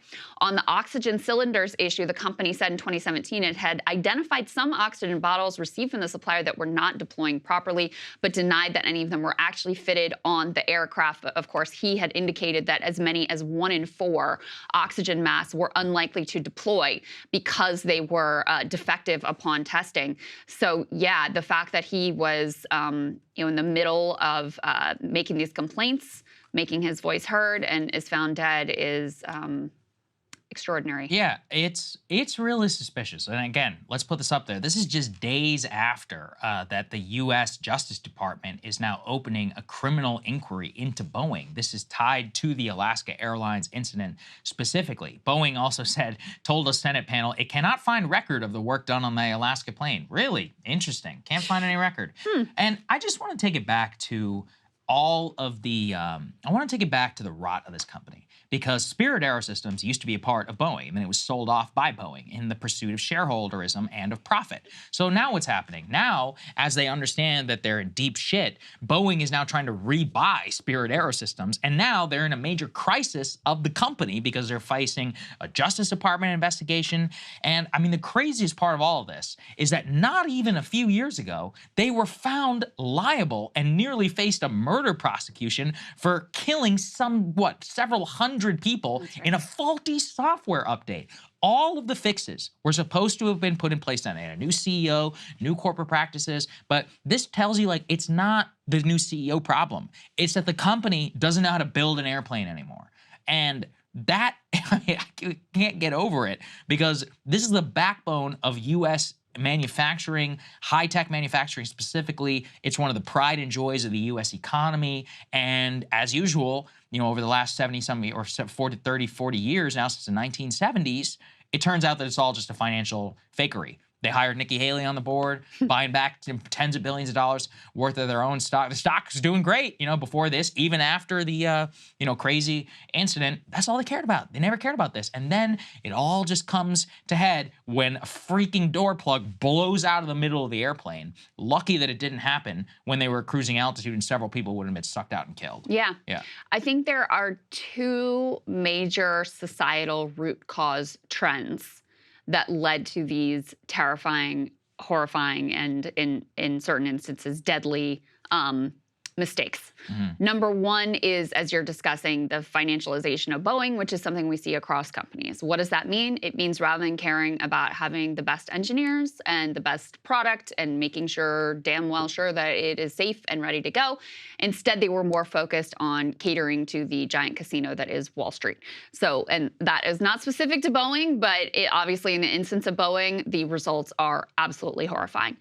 Number two is a widespread trend across Democratic and Republican administrations in the neoliberal era of defanging regulatory bodies and handing off some of their key functions to industry itself. So over successive administrations, including some very recent deregulation under the Trump administration, the FAA has basically handed off a lot of its key functions to relying on companies like Boeing to basically self-certify. And then finally, there was a lot of talk in this election about brainworms, about people drinking the Kool-Aid, about grifters. RFK Jr. became quite an interesting character RFK this year. Jr., that's right. Yeah, I guess this was a crazy year for RFK Jr., right? Probably the biggest year for the Kennedy family since when? Since Ted Kennedy ran against Jimmy Carter. So with that, we thought we would end with a funny segment, which was the literal brainworm that RFK Jr. was said to have suffered, and then he confirmed, which we discussed at the time. It is just so funny thinking about it in retrospect. Let's take a listen. Speaking of wiggling things going around, that was a difficult transition. Let's go ahead and put this up there on the screen. I'm just going to present this without any comment because the details are so crazy. According to the New York Times and according to RFK Jr. himself, the presidential candidate, quote, had previously faced undisclosed health issues, including a parasite that he had said ate part of his brain. So back in 2010, while he was undergoing a deposition, it revealed that RFK Jr., quote, was experiencing memory loss and mental fogginess so severe that friends grew concerned that he might have a brain tumor. He then consulted many of the country's top neurologists who had treated his uncle, Ted Kennedy, who discovered and believed that he had a dead parasite in his brain, a dead worm, like a brain worm. The dead parasite believed to have either been contracted through his diet, of which he said was very heavy in fish and in tuna, which he said was combining with mercury poisoning, and he had also just returned from a trip to Southeast Asia. But the point is that it's a pretty serious, actually, health condition that could lead to strokes, to seizures, and to other things. He had said in an interview with the New York Times that he eventually did recover from memory loss and fogginess, and he has no current after effects of the parasite, which he said had not required treatment. Nonetheless, it has not stopped both his opponents and many others from making brainworm jokes. So what do you make of this, Krystal, before we get to the actual news? It's just a crazy situation. Yeah. The context of this is he was undergoing a deposition. He was trying to limit or eliminate the necessity to pay alimony. So he was trying to argue, like, I've got all these cognitive impairments, mercury poisoning. I got this worm in my brain that ate part of it. He says at one point, I have cognitive issues clearly, which, you know, is not a quote that you really want out there about yourself as a presidential candidate, especially coming out of your mouth, especially when he has gone out of his way to contrast his, you know, he's not a young guy, his relative vigor and fitness. There's the whole, you know, shirtless push-ups, whatever, lifting weights. Yeah, working out in jeans is the weird one, man. That's the one I just... That's like, a strange choice. I'm all about getting jacked. I'm all about that, but working out in jeans is just weird. Yeah. Weird. Anyway, that's been a part of, you know, what he's put forward, and he's clearly like talked a lot about health in his campaign and offering himself as, you know, a picture of what this healthy lifestyle could be. So it does cut against those claims. When you have this on the record, him talking about this brain that ate a portion of his worm that ate a portion of his brain. As the Times accurately cognitive points out, issues and mercury poisoning, et cetera. Now, again, he says he's recovered. And listen, we spoke with him. He seems fine. You know, I don't think cognition is his problem. I'll say that.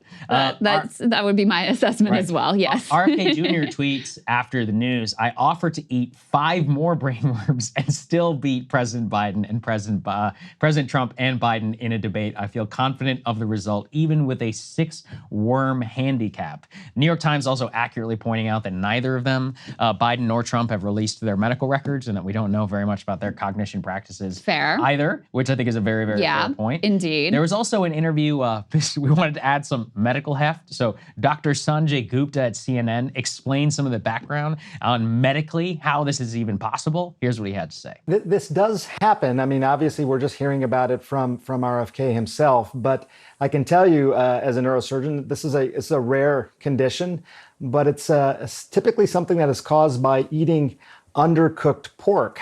And again, we don't know this for sure, but just based on the description that we're hearing, sounds very much like this, where you eat undercooked pork and the larvae get into your bloodstream and then basically can spread throughout the body in the bloodstream. They can go to all sorts of different organs, including the brain. Jim. So again, it's unusual. But let me show you an image here. This is what it might look like in someone's brain. When you do an MRI scan, you might see these areas, and you can see them in purple there, Jim, where they basically look like little cysts, essentially, in the brain. And that is the porkworm larvae that gets in there. Sometimes it just is sort of sitting there, doesn't cause any kind of problems. Sometimes it can cause other symptoms like headaches or even seizures. And again, we don't know specifically what happened with him or if this is actually it, but this does happen a few thousand times a year. You know, imagine that image that I just showed you, and you could have these tiny little spots typically on top of the brain or closer to the surface of the brain. And you basically go in and, similar to a tumor in a way, you would go in and basically just remove that cyst. They're not usually associated with memory loss, because I think that's what took RFK to the doctors in the first place, memory loss and generalized brain fogginess. Typically, it's more associated with, if any symptoms, headaches and seizures and things like that. So that's it. Thank you guys so much. We love you. Happy holidays. Enjoy your time with your families, and we'll see you all soon. Absolutely. Thank you for spending your year with us, and we were looking forward to many good things in the new year, so we'll see you soon. Hey, if you like that video, hit the like button or leave a comment below. It really helps get the show to more people. And if you'd like to get the full show ad-free and in your inbox every morning, you can sign up at breakingpoints.com. That's right. Get the full show. Help support the future of independent media at breakingpoints.com.